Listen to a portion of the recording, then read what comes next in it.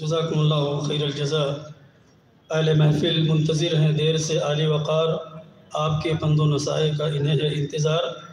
شیخ محترم کی گراں قدر خطاب کے بعد اب میں عروس البلاد ممبئی سے تشریف لائے ہوئے مہمان محترم شیخ محترم فضیلت الشیخ غفر الحسن فیضی صاحب کو دعوت خطاب دے رہا ہوں۔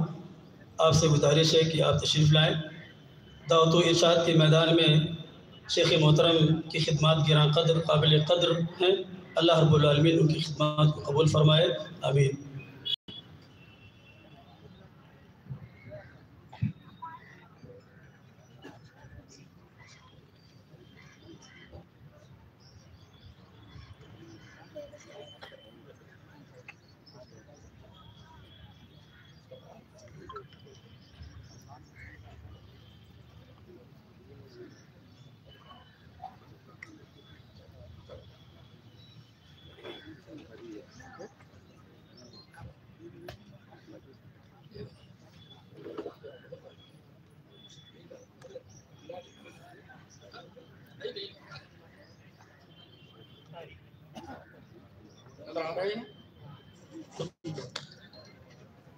السلام علیکم۔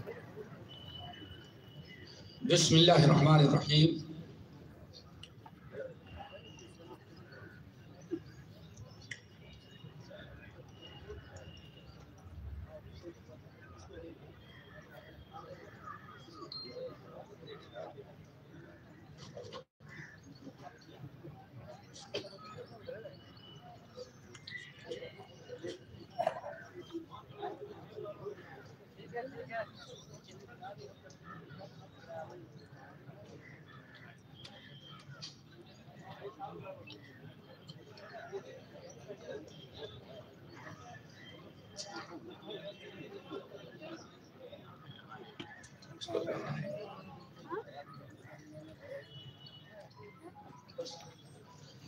بسم اللہ الرحمن الرحیم۔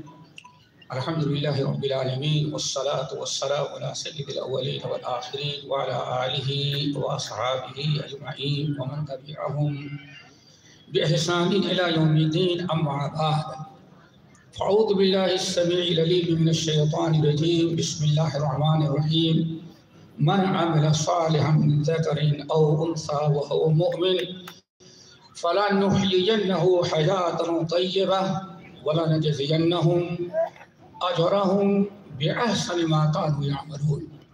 صدر اجلاس، علماء کرام، معزز سامعین، نوجوان ساتھیوں، اسلامی ماں اور بہنوں، جس موضوع پر ہمیں 20 منٹ خطاب کرنا ہے، اسی کی مناسبت سے ہم نے یہ سورۃ النحل کی ایک آیت تلاوت کی ہے۔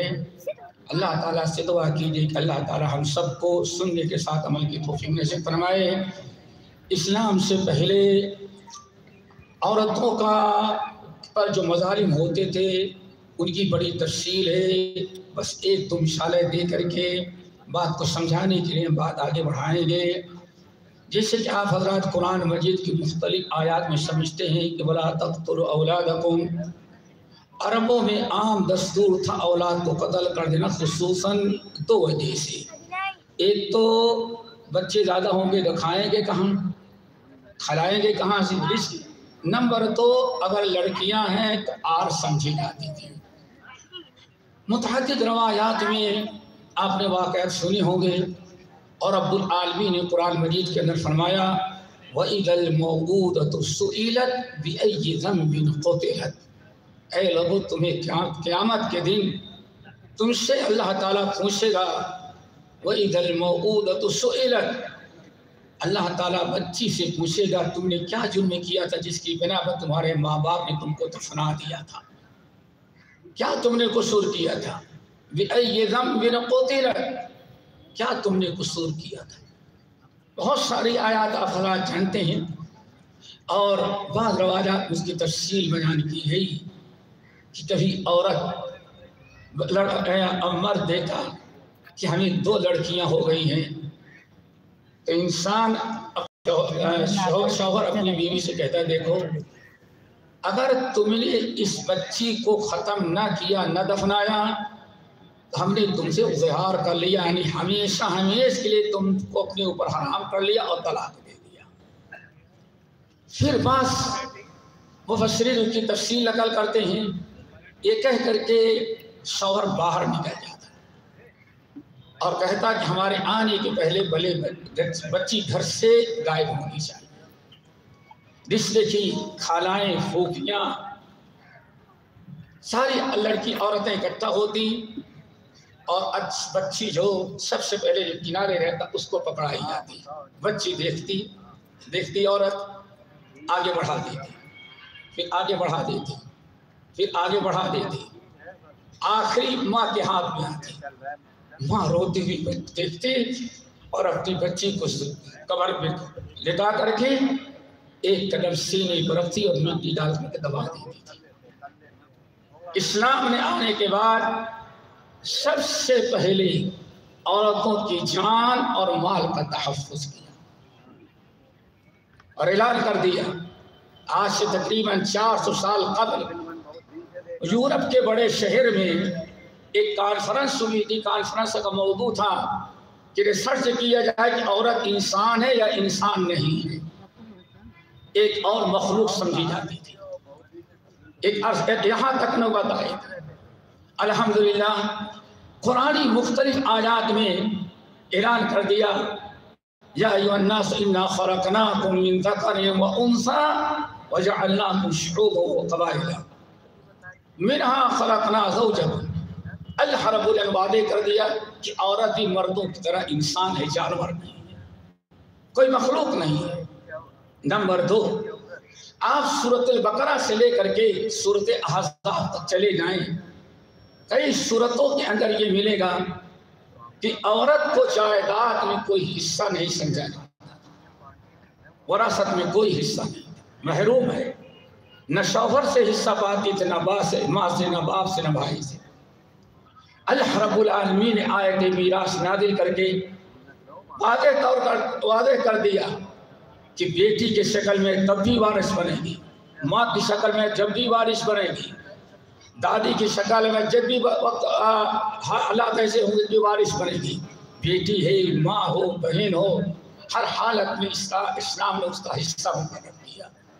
نمبر 3، عورت اگر شوہر مر جائے تو عورت کو ایک جائیداد اور پراپرٹی سمجھی جاتی تھی، جیسے ان کی بکریاں تقسیم ہوتی، جیسے ان کی جائیداد تقسیم ہوتی، ویسے عورت کا شوہر مر گیا ایک اس کے حصے میں جائے گی، بڑے بیٹے کے حصے میں یا چھوٹے بیٹے کے حصے میں، نعوذ باللہ من ذلک، وراثت ولا ترث النساء۔ قرآن نے اعلان، خبردار، عورتیں انسان ہیں، ان کے حقوق مقرر ہیں، عورتوں کو مال اور جائیداد کی طرح میراث میں تقسیم نہ کرو، سورۃ النساء ہے۔ اس طرح سے بہت سارے مظالم تھے، اللہ تعالیٰ نے اسلام کی برکت سے عورتوں کو بڑا اوپر کیا، اور کہاں تک لے گئے؟ فرمایا اللہ نے، من عمل صالحا من ذکر او انثی وهو مؤمن، چاہے عورت ہو یا مرد، نیک عمل جو جس نے بھی کیا اللہ پورا اس کو بدلا دے گا، دنیا میں بھی اور مرنے کے بعد بڑا بدلا دے گا۔ رب العالمین نے عورتوں کے لیے سارا مجال اسلام کی برکت سے کھول دیا، یہاں تک کہ میرے بھائی نبی علیہ السلام نے جو اسلام پیش کیا، عورتوں نے اپنا حق پایا تو اللہ تعالیٰ نے حق بڑھاتا گیا، یہاں تک کہ جب نبی علیہ السلام نبوت رسالت لے کر کے آئے، کتاب و سنت اللہ کے نبی پیش کیا، تو کہا جاتا ہے ابن سعد رحمۃ اللہ علیہ اور بہت سارے سلف نقل کرتے ہیں، کم سے کم 15 سے لے کر کے 1600-1700 تک وہ عورتیں ہیں جو نبی صلی اللہ علیہ وسلم کی سچی وارثہ بنی، علوم اور فنون حاصل کیا، کتاب و سنت کا علم حاصل کیا۔ جس طرح سے مردوں نے ویسے ہی عورتوں نے بھی کیا۔ اگر آپ اس سے آگے بڑھ جائیں، چونکہ ٹائم سے 20 منٹ کا ہے، 20 منٹ میں ختم گرم ہوتا ہے، گرم ہونے کے بعد چٹھی آ جاتی ہے، یہ مشکل ہے اور مجبور ہے، بہت سارے مقررین ہوتے ہیں، سب کو دینا رہتا ہے۔ میرے بھائیوں، گرم ہونے کے پہلے کچھ سنا دوں بس۔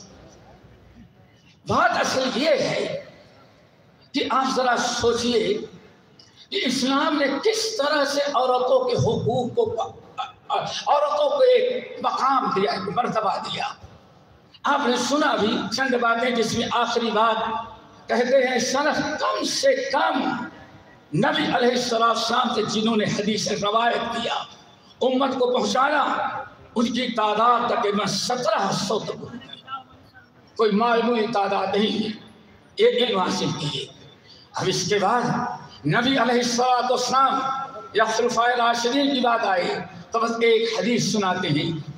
امام حاکم احمد بن حنبل اور بہت سارے اہل علم نقل کیا، خباب بن ارت رضی اللہ تعالیٰ عنہ جہاد میں چلے گئے۔ اللہ رسول نے لشکر بھیجا اور جہاد میں چلے گئے۔